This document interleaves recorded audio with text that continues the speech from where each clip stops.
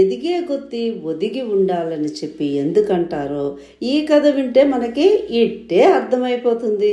ఒకసారి సముద్రుడు నదులను ఇలా అడుగుతున్నాడు, మీరు విపరీతంగా ప్రవహించి పెద్ద పెద్ద బండరాళ్లను వటవృక్షాలను పెకిలించి నా కడుపులో ఎందుకు కలుపుతున్నారు అని. ప్రశాంతంగా వచ్చి నాలో కలవచ్చుగా అని చెప్పి సముద్రుడు నదులను అడుగుతాడు.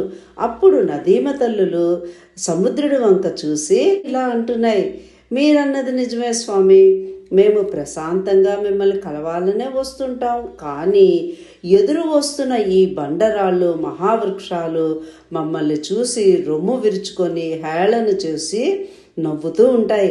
అందుకే వాటిని వేళ్లతో పెకిలించి మరి మీలో కలిపేస్తున్నాం అని చెప్పి అంటాయి నదీమ తల్లులు సముద్రుడితో.